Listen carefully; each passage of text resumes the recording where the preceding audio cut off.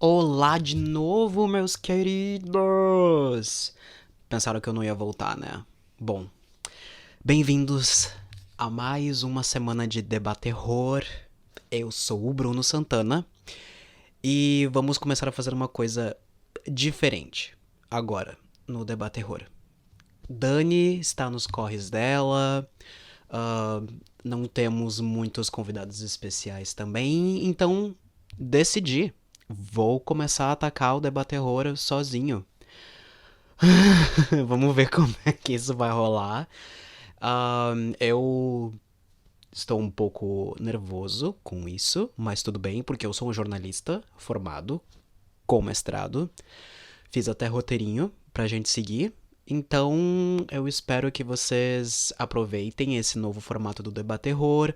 Acredito até que vai ser melhor por algumas razões, até porque talvez seja mais curta a duração, porque antes a gente estava fazendo de quase uma hora, passando de uma hora, porque muitas opiniões que nós temos sobre os filmes, né? Então, bora começar, porque a semana passada tivemos um ilustre Natan, foi muito bom. Falamos sobre Brandon Cronenberg, falamos sobre Infinity Pool, falamos sobre Irmãos Skarsgård, quais são os mais bonitinhos. E hoje, pro tema desse novo Debaterror, eu tinha que fazer alguma coisa à altura, né? Do nosso sucessor. Então eu peguei um filme que tá todo mundo falando. E tá todo mundo dizendo que é o mais bizarro e o mais perturbador desse ano. Eu não sei se vocês já viram. O nome é Good Boy. É norueguês. Essa gente da Europa aí, né? É bem louca. Então, vou dissecar, vou falar um pouco sobre esse filme. Vai ter alguns spoilers, então eu espero que vocês vejam o filme, venham aqui depois para escutar as minhas opiniões. Se quiserem, falem também a opinião de vocês, seja pelas redes sociais, seja pelo YouTube, seja por comentários no Spotify.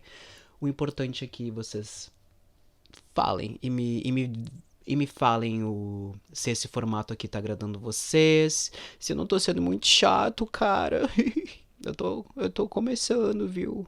Bom, mas enfim, o filme em questão, como eu disse, é Good Boy. É um filme norueguês. Ele estreou em 2022. Ele circulou por alguns festivais, inclusive foi exibido no Motel X, aqui em Portugal. Foi exibido no Fantaspoa, em Porto Alegre, na minha cidade natal. E causou um burburinho, porque eu realmente achei a proposta dele muito criativa. E fala de um nicho também que poucos conhecem, porque dentro do fetichismo e dentro de sexualidade há diversas coisas que muitas pessoas têm. E aí ele pegou uma em específico e meio que construiu uma narrativa, uma história em volta. E o que é isso? Bom, primeiro eu vou falar sobre a sinopse, que já envolve também dizer sobre a questão mais curiosa do filme. Então vamos lá. Christian é um herdeiro de uma família rica da Noruega e seus pais faleceram um tempo atrás, deixando todo o dinheiro para ele. Ele é recluso numa mansão chiquérrima e sua única companhia, aí que tá, ó, é Frank, um homem que se veste e age como um cachorro.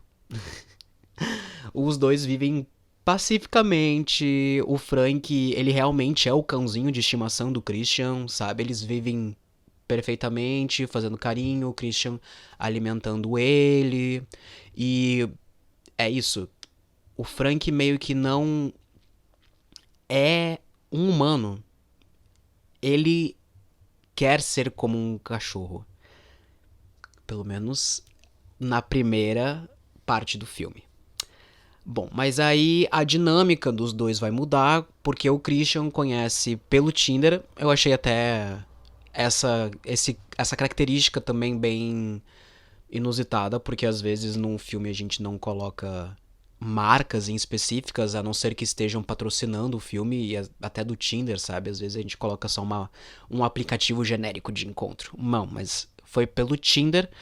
Ele conhece a estudante de psicologia Sigrid.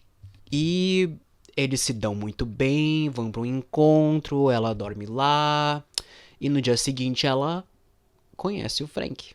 E aí meio que a dinâmica ali do, do dono e do cachorrinho vão mudar.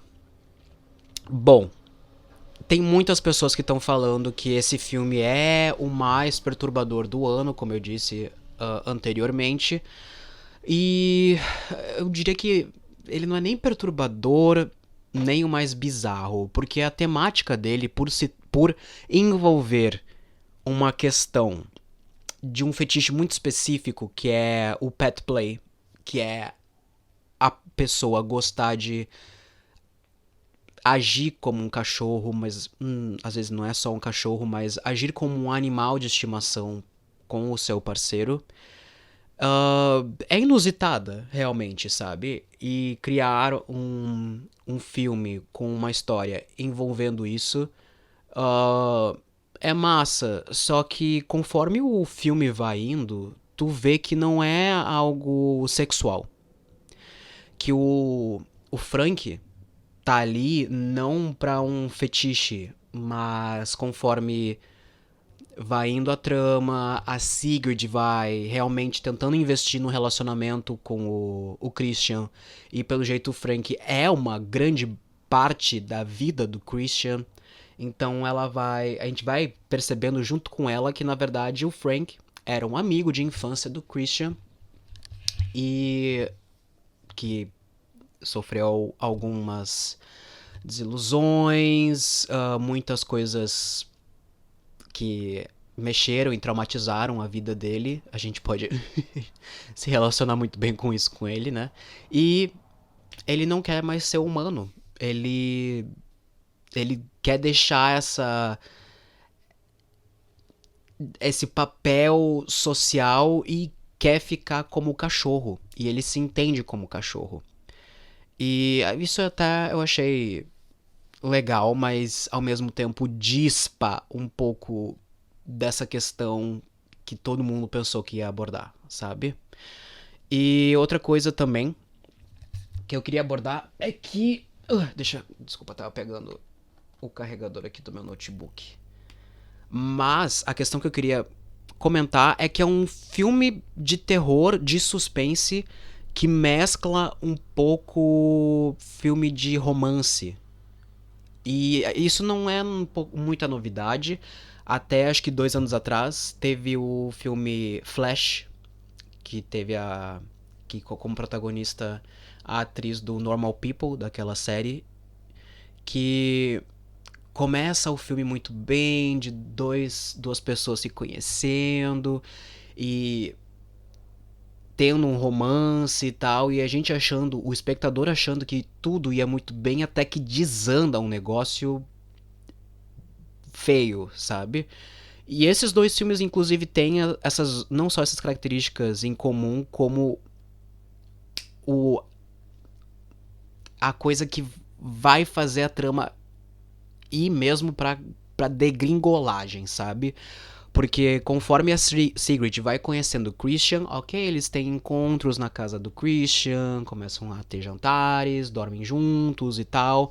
Ela começa a se abrir também pro Frank, porque, como eu disse antes, é uma boa parte da vida do Christian que ele não quer abrir mão, porque é o cachorrinho de estimação dele.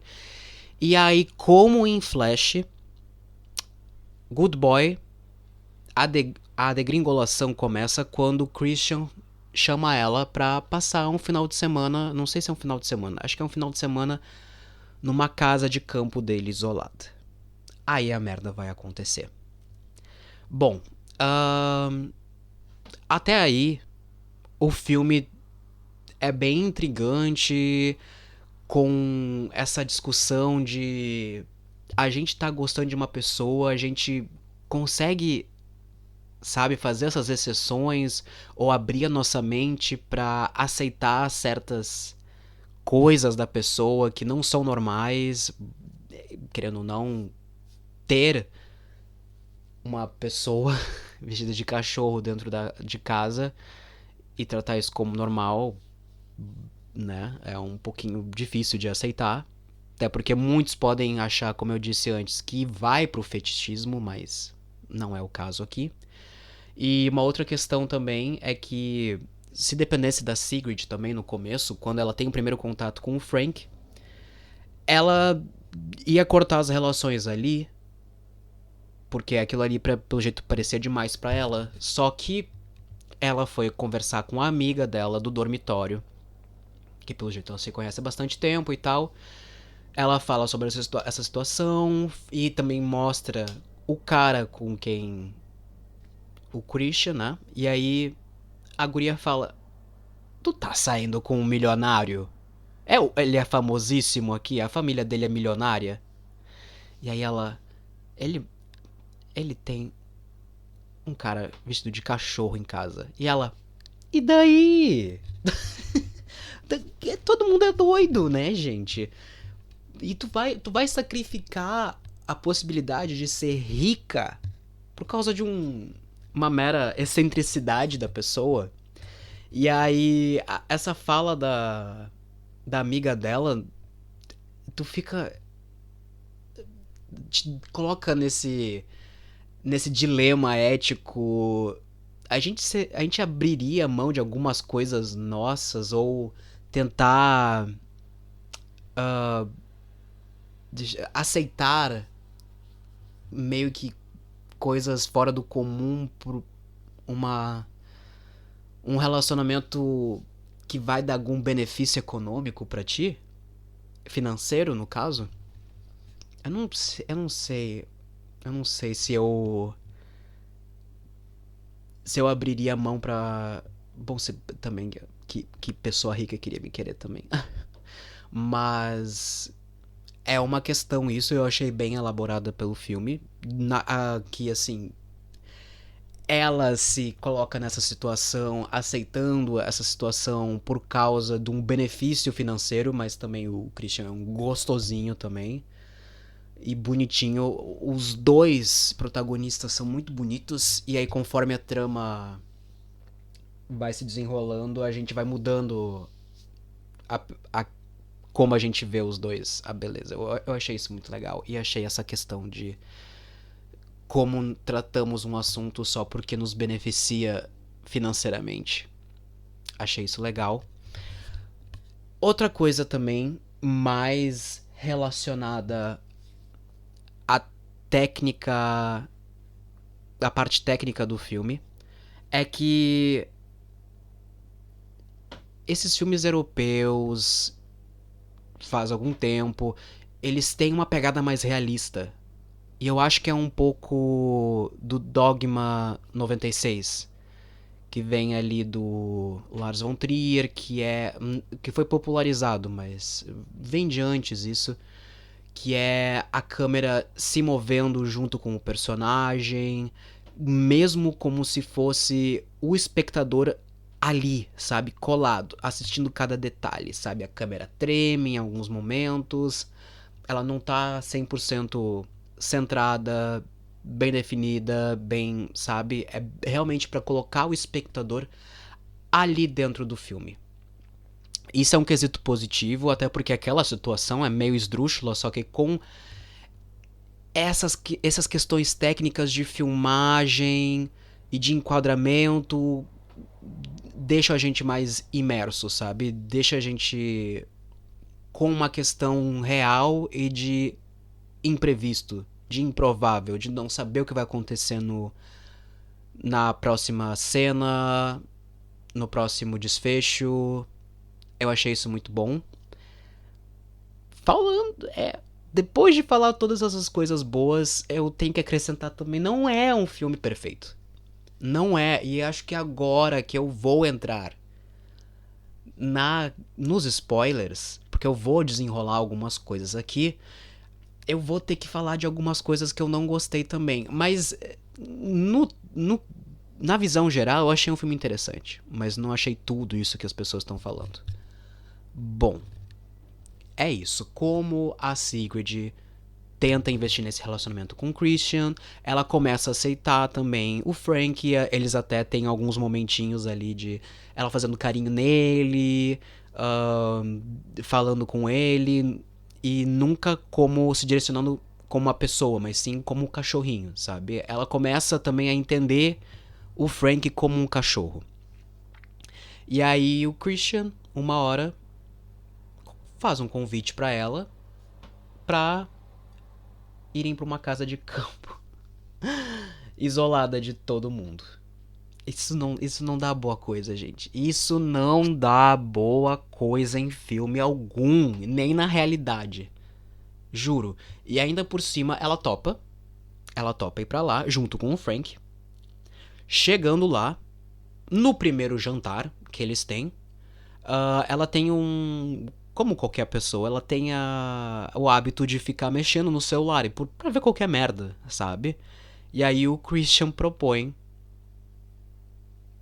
um final de semana lá na casa de campo sem celular. Isso ela já começa a achar estranho, porque, porra, sabe?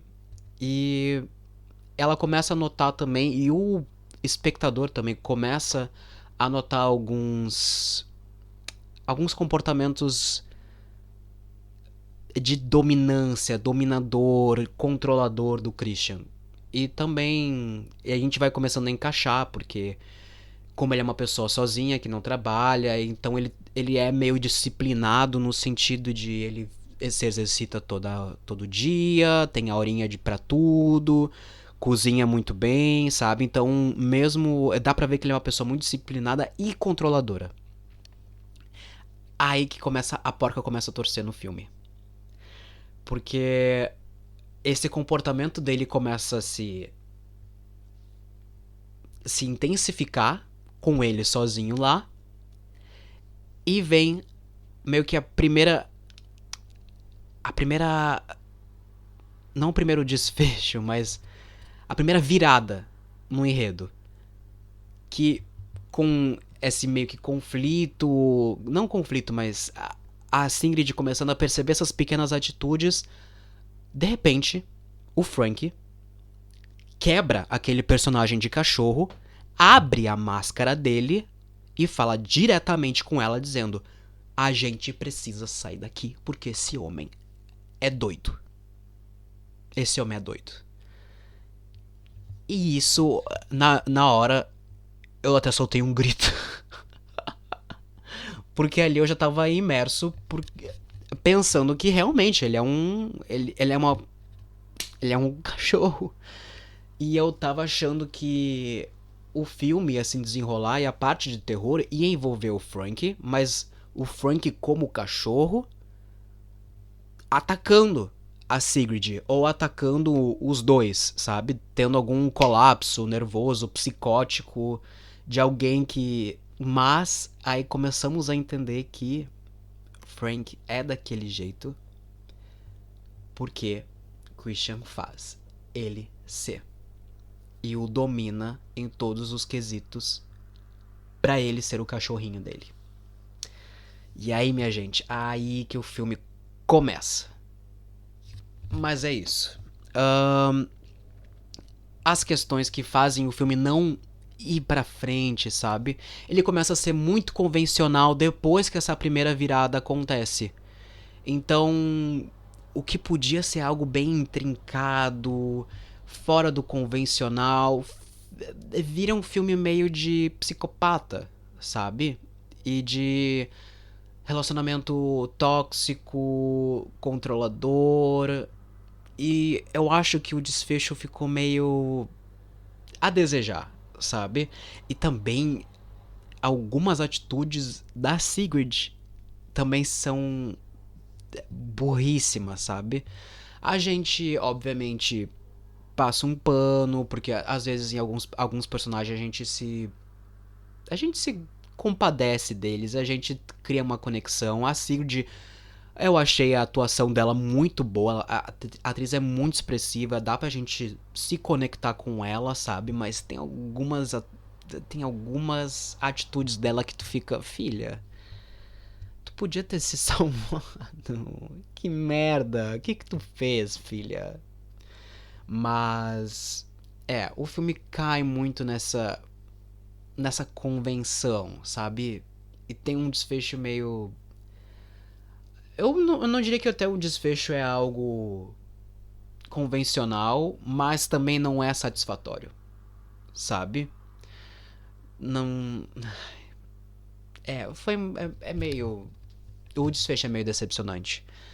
O que faz o filme não ser tão perturbador e tão bizarro quanto muitas pessoas estão pintando ele. Porque pra mim o filme perturbador, ele vai do começo ao fim numa crescente, sabe? De desconforto, de colocar. E a única coisa que tinha meio que de desconforto era a questão do Frank ser assim como ele é. Só que conforme a trama vai indo, tu percebe que não é bem assim, não é um fetiche, aí um pouco daquilo que é estranho vira normal, e aí dá uma virada que tu pensa, não tem nada a ver com o que deveria fazer o filme ser estranho. Então, mas mesmo falando tudo isso, o filme é legal. É um filme curto, é um filme de menos de 1h20. É um filme com um ritmo muito bom. Tu nunca vai ficar parado vendo esse filme. O filme nunca para. Tá sempre alguma coisa acontecendo.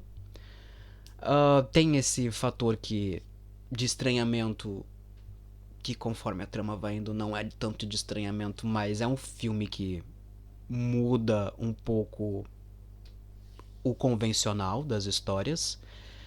E tem também isso, que ele mescla um pouco do gênero de comédia. Não, comédia romântica, de casal, romancezinho pra atacar um terrorzinho, sabe? E é satisfatório, sabe? Já vi coisa muito pior, mas é um filme satisfatório que te entretém, te deixa ali desconfortável na medida do possível, mas de longe não é o filme mais perturbador. Eu até diria que o Talk to Me, que é o filme de terror da A24, dos irmãos australianos, aquele da mão, é bem mais perturbador que esse. Mesmo sendo um pouquinho convencional, sabe? Um terror mais. Não mainstream, mas que rolou em mais cinemas grandes, muitas exibições e tal, para esse que deveria ser mais de nicho e poderia ser muito mais criativo na sua estrutura. Mas, enfim. E agora eu vou fazer um quadro novo, inspirado no meu convidado especial do episódio passado, que vai ser a Navalha de Natan. E o que é a Navalha de Natan? Eu decidir se é aterrorizante ou não, dá medo ou não o filme. E eu vou te dizer, ele tem boa reviravolta. Ele te pega nessa primeira reviravolta, que é o Frank quebrando o personagem dele pra falar com a Sigrid. Mas o resto não dá medo. Não, é um filme que em geral não dá medo. É um filme que promete muito, não entrega tanto, e pra mim é um pouco batido também essa história de psicopata, sabe? É um pouco também do porquê que eu não gostei até de alguns outros filmes. Porque parece uma saída muito fácil. Tudo virar uma coisa de psicopatia, ao invés de algo realmente original, sabe? Por exemplo, teve aquele filme ano passado sobre as duas famílias de diferentes países que se confrontam passam tempo juntos e começa a dar muita merda, é Speak No Evil. Eu não gostei. Eu tava gostando desse filme até que. Spoilers. Até que descambou pra psicopatia também, como uma forma de explicar todos os acontecimentos ali. E eu achei que podia entrar mais no conflito de famílias mesmo, sabe? E não ter uma certa ou errada, mas ter elas ali em embate e dar merda por causa desse embate, não porque estava premeditado que uma delas ia querer matar as outras, sabe? Acho que tá uma saída tão barata, tão baixa. E aqui acontece isso também, sabe? No Good Boy. Então, é uma boa experiência, sabe? É um filme gostosinho de se ver, mas não é o filme que vai acabar contigo, sabe? Não é o que vai ficar naquelas listas de do Letterboxd de filmes que tu não é o mesmo quando acabar o filme. Olha, e até com tudo isso eu acabei falando bastante, quase meia hora, o que pra mim tá suficiente, porque eu não tenho ninguém aqui pra ficar rebatendo e trocando comentários comigo. Eu espero que vocês tenham gostado desse novo formato. Me falem o que vocês acharam do filme e o que vocês acharam do episódio de hoje. E é isso, vamos ver se eu consigo. Eu acho que eu vou conseguir fazer semanalmente pra tentar conseguir um número. Números melhores, sabe? De pessoas que vão assistir o Debate Terror. Porque eu preciso de engajamento, cara. Eu não posso fazer só esse programa pra minha mãe. Mas é isso. O meu nome é Bruno Santana. Eu espero que vocês tenham gostado. Se vocês quiserem me procurar nas redes sociais, no meu Instagram é Brunube com 2 zeros. E o Debaterror também está no Instagram. É debaterror.podcast.